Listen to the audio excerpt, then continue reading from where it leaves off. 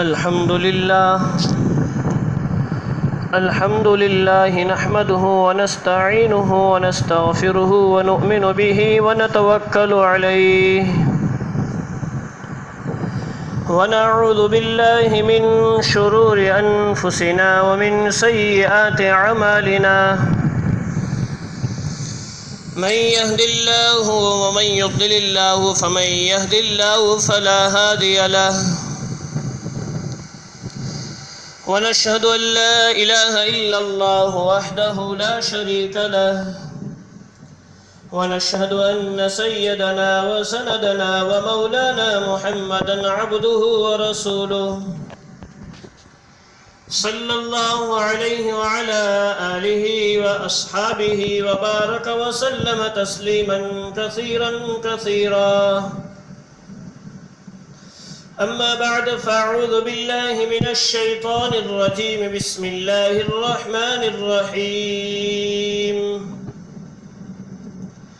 واتقوا الله الذي تساءلون به والأرحام صدق الله العظيم.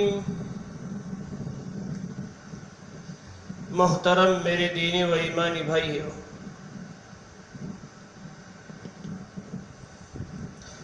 حضرت ابو ہریرہ رضی اللہ عنہ سے روایت ہے کہ نبی کریم صلی اللہ علیہ وسلم نے ارشاد فرمایا کہ جب اللہ تبارک و تعالی نے تمام مخلوق کو پیدا کیا اور اللہ تبارک و تعالی تمام مخلوق کو پیدا کرنے سے فارغ ہو گئے تو یہ رشتہ داری اور قرابت داری اللہ تبارک و تعالی کے سامنے کھڑی ہو گئی. ایک روایت میں آتا ہے کہ یہ رشتہ داری اور قرابت داری اللہ کا عرش پکڑ کر کھڑی ہو گئی. اب یہ رشتہ داری اور قرابت داری کس طرح کھڑی ہوئی ہمیں اس کے پیچھے پڑنے کی ضرورت نہیں ہے.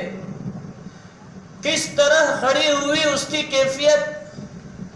اللہ اور اللہ کے رسول صلی اللہ علیہ وسلم ہی جانتے ہیں. لہذا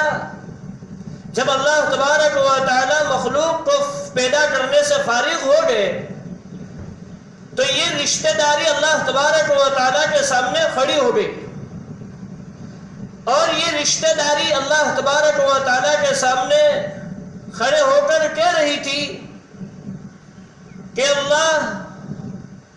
یہ جگہ جہاں پر آپ مجھے بھیج رہے ہیں میں اس سے پناہ چاہتی ہوں، اس لیے کہ آپ مجھے جس جگہ پر بھیج رہے ہیں اس جگہ میں میرے حقوق کو پامال کیا جائے گا، میرے حقوق کو ضائع کیا جائے گا، میرے حقوق کو برباد کیا جائے گا. یہ انسان کی مخلوق یہ میرے حقوق کی رعایت نہیں کرے گی،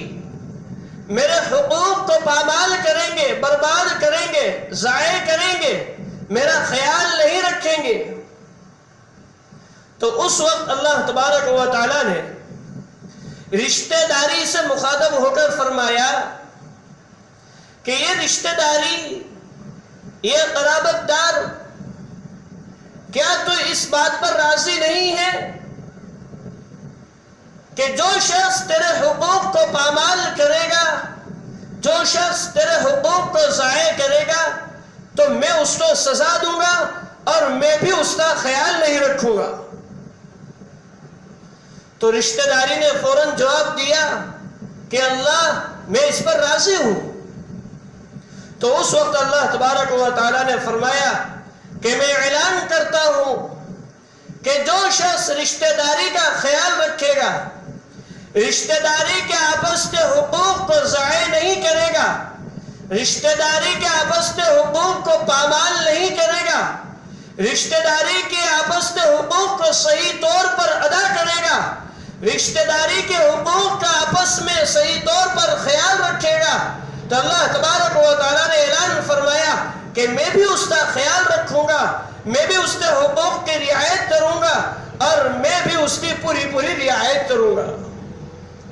لیکن جس شخص نے رشتہ داری کے حقوق کا خیال نہیں کیا، جس شخص نے رشتہ داری کے حقوق کو پامال کر دیا، جس شخص نے رشتہ داری کی پوری پوری رعایت نہیں کی، تو اللہ فرماتے ہیں میں اعلان کرتا ہوں کہ میں اس شخص کو سخت سزا دوں گا اور اس شخص کی رعایت نہیں کروں گا اور اس شخص کا خیال نہیں رکھوں گا۔ یہ حدیث بیان فرمانے کے بعد نبی کریم صلی اللہ علیہ وسلم نے ارشاد فرمایا کہ اگر تم چاہو تو قرآن مجید کی یہ آیت پڑھو جس میں اللہ تبارک و تعالیٰ نے تمام انسان سے خطاب کیا ہے۔ اللہ تبارک و تعالیٰ نے قرآن مجید میں ارشاد فرمایا فَهَلْ عَسَيْتُمْ إِن تَوَلَّيْتُمْ أَن تُفْسِدُوا فِي الْأَرْضِ وَتُقَطِّعُوا أَرْحَامَكُمْ أُولَئِكَ الَّذِينَ لَعَنَهُمُ اللَّهُ فَأَصَمَّهُمْ عَامًا وَأَبْصَارَهُمْ۔ اللہ تبارک و تعالیٰ نے اس آیت کریمہ میں ارشاد فرمایا کہ کیا تم ایسے ہو کہ زمین میں فساد مچاؤ گے، زمین میں فساد پھیلاؤ گے اور آپس میں قطع رحمی کرو گے، آپس میں لڑائی جھگڑے کرو گے، آپس میں رشتہ داری کا خیال نہیں رکھو گے، آپس میں دشمنیاں کرو گے، آپس میں ایک دوسرے کے خلاف نفرت، بغاوت اور عداوت رکھو گے، تم ایسا کرنے والے ہو۔ پھر آگے اللہ نے وعید کے طور پر بیان فرمایا کہ جو لوگ قطع رحمی کرتے ہیں،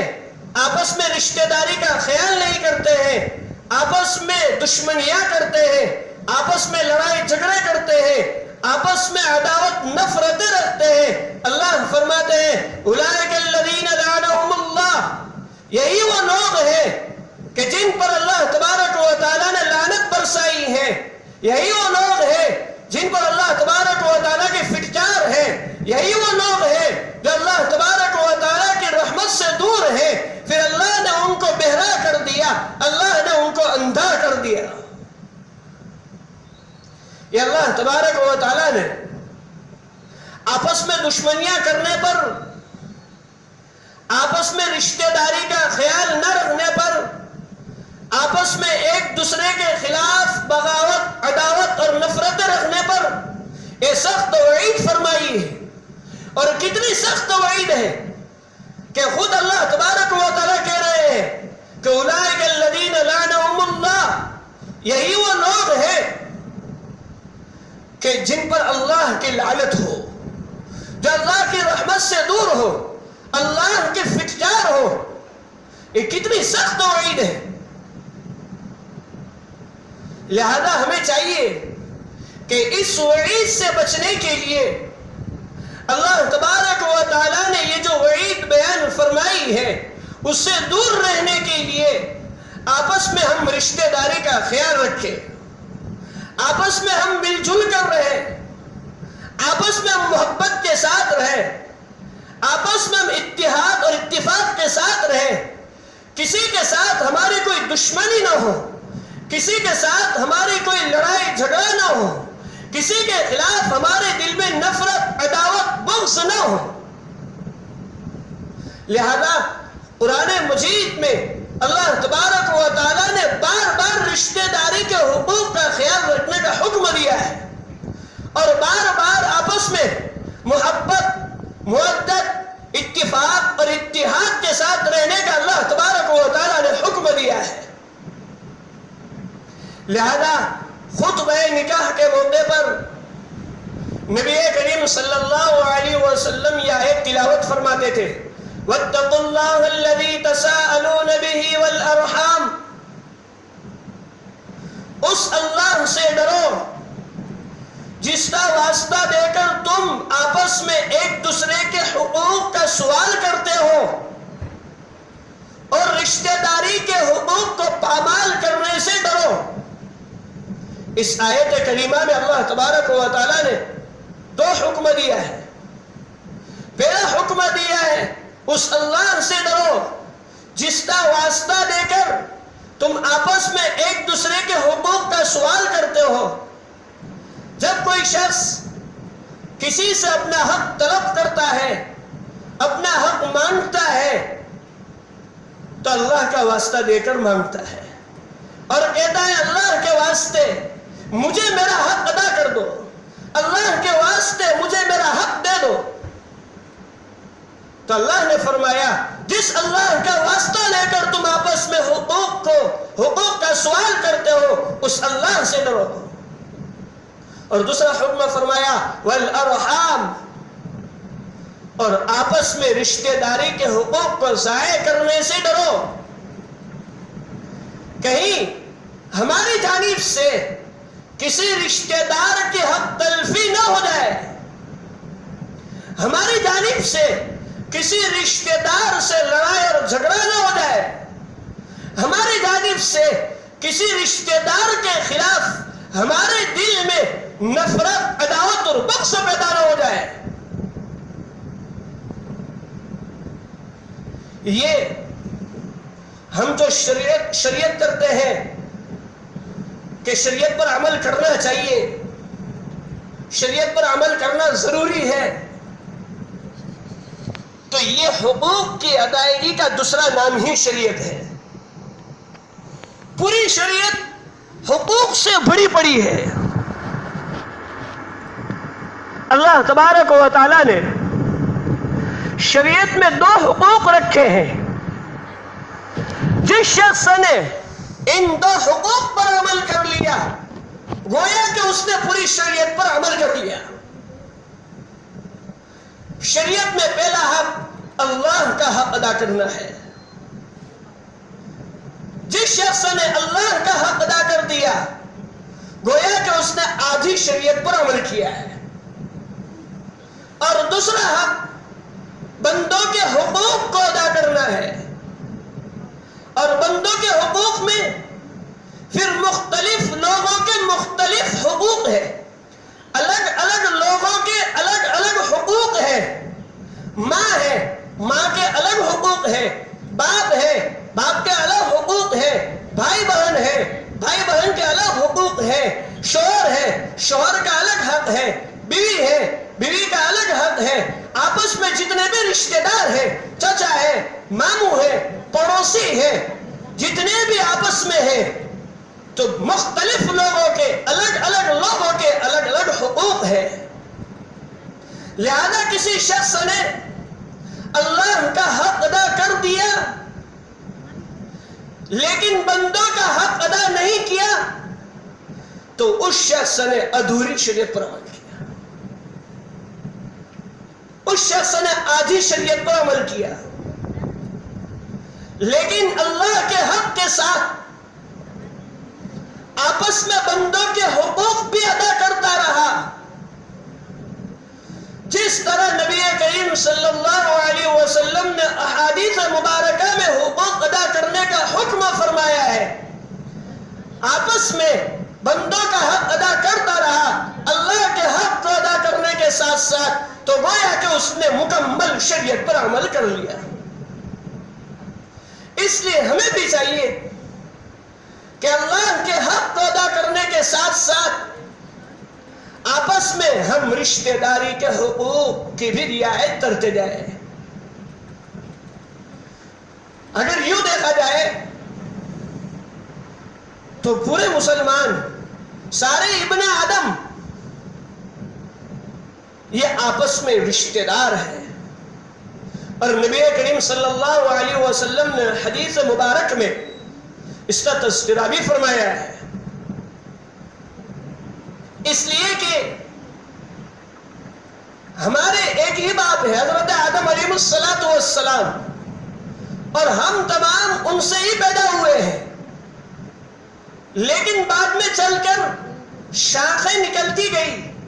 بعد میں چل کر خاندان اور قبیلوں میں تقسیم ہوتے گئے، اس لیے آپس میں کوئی ایک دوسرے کو رشتہ دار نہیں سمجھتے، ورنہ حقیقت میں دیکھا جائے تو سارے انسان، سارے ابن آدم یہ آپس میں ایک دوسرے کے رشتہ دار ہیں، چاہے یہ دور کے رشتہ دار ہو، چاہے یہ قریب کے رشتہ دار ہو، لیکن رشتہ دار ضرور ہے۔ لیکن جو قریب کے رشتہ دار ہے، جس کو ہم رشتہ دار حقیقت میں سمجھتے ہیں، جیسے ماں ہے، باپ ہے، اولاد ہے، بھائی بہن ہے، شوہر ہے، بیوی ہے، چچا ہے، خالہ ہے، ماموں ہے، جس کو ہم حقیقت میں رشتہ دار سمجھتے ہیں، اللہ تبارک و تعالیٰ نے خاص طور پر ان کے حقوق مقرر فرمائے ہیں، اور اللہ تبارک و تعالیٰ نے ان کے حقوق مقرر فرمانے کے بعد وجہ بھی بتائی ہے کہ اگر آپس میں ایک دوسرے کے حقوق کی رعایت کی جائے گی، ایک دوسرے کے حقوق صحیح طور پر ادا کیے جائیں گے، تو آج کل ہمارے گھروں میں جو جھگڑے ہوتے ہیں، آج کل ہمارے گھروں میں جو لڑائیاں ہوتی ہیں، آج کل ہمارے رشتہ داروں میں جو دشمنیاں ہوتی ہیں، آپس میں ایک دوسرے کے خون کے پیاسے رہتے ہیں، آپس میں ایک دوسرے سے ملاقات کرنے کے لیے تیار نہیں ہوتے ہیں، آپس میں ایک دوسرے کو دیکھنے کے لیے تیار نہیں ہوتے ہیں، یہ کورٹ تک بات پہنچ جاتی ہے، کیسز کی نوبت آ جاتی ہے، اس سب کی وجہ یہی ہے کہ آپس میں ایک دوسرے کے حقوق ادا نہیں کرتے، صحیح طور پر حقوق کی رعایت نہیں ہوتی ہے، اس لیے یہ سب لڑائی اور جھگڑے پیدا ہوتے ہیں۔ لیکن اگر ایک دوسرے کے مکمل حقوق کی رعایت کی جائے، ایک دوسرے کے حقوق کو ادا کیا جائے، ہر ایک اپنا حق سمجھے اور ہر ایک اپنا حق سمجھ کر دوسرے کے حقوق کو ادا کرنے کی کوشش کرے، تو تمام کی زندگی پرسکون پرامن بن جائے گی،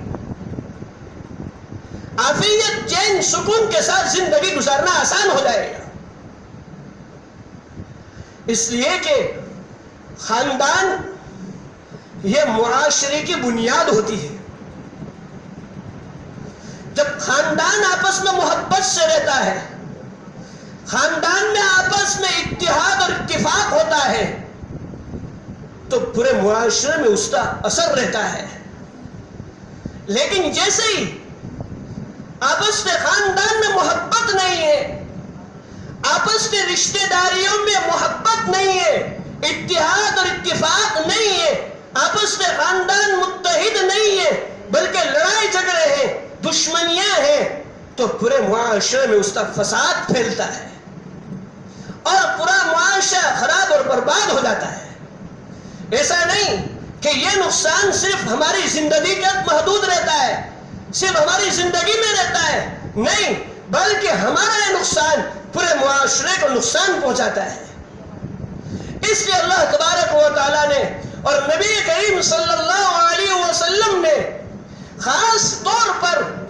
رشتہ داروں کے حقوق کی تاکید فرمائی ہے، اور قرآن مجید میں بار بار اللہ تبارک و تعالیٰ نے رشتہ داروں کے ساتھ حسن سلوک کرنے کا، اچھا برتاؤ کرنے کا، اچھا سلوک کرنے کا، آپس کے حقوق کو ادا کرنے کا بار بار حکم فرمایا ہے۔ نبی کریم صلی اللہ علیہ وسلم نے بھی احادیث مبارکہ میں رشتہ داروں کے ساتھ حسن سلوک کرنے کا بار بار حکم فرمایا ہے۔ لہذا ہمیں بھی چاہیے کہ قرآن مجید کے حکم پر عمل کرتے ہوئے، نبی کریم صلی اللہ علیہ وسلم کے حدیث پر عمل کرتے ہوئے، آپس میں ایک دوسرے کے حقوق کو ادا کرتے ہوئے جائیں۔ لیکن ہم سے آپس میں ایک دوسرے کے حقوق ادا کیوں نہیں ہوتے ہیں؟ ہم آپس میں ایک دوسرے کے حق ادا کرنے کے لیے تیار کیوں نہیں ہوتے؟ آپس میں ایک دوسرے کے ساتھ اچھا برتاؤ، اچھا سلوک، حسن سلوک کرنے کے لیے تیار کیوں نہیں ہوتے؟ آپس میں ایک دوسرے کے ساتھ محبت، اتحاد اتفاق کے ساتھ رہنے کے لیے تیار کیوں نہیں ہوتے؟ وہ انشاءاللہ وقت رہا تو آئندہ جمعہ کو آپ کے سامنے تفصیل کے ساتھ گفتگو کی جائے گی۔ اللہ تبارک و تعالیٰ سے دعا کرتے رہے، اللہ تبارک و تعالیٰ ہمیں آپس میں ایک دوسرے کے حقوق ادا کرنے کی توفیق نصیب فرمائے، آپس میں محبت، محبت، اتفاق، اتحاد کے ساتھ رہنے کی توفیق نصیب فرمائے۔ ہمارے آپس میں لڑائیاں ہیں، جھگڑا ہے، دشمنیاں ہیں، ایک دوسرے کے خلاف نفرت ہے، عداوت ہے، بغض ہے، اللہ تبارک و تعالی ہمارے دلوں سے ختم فرمائے۔ اللہ تبارک و تعالی ہمیں عمل کرنے کی توفیق نصیب فرمائے۔ وآخر دعوانا الحمدللہ رب العالمین۔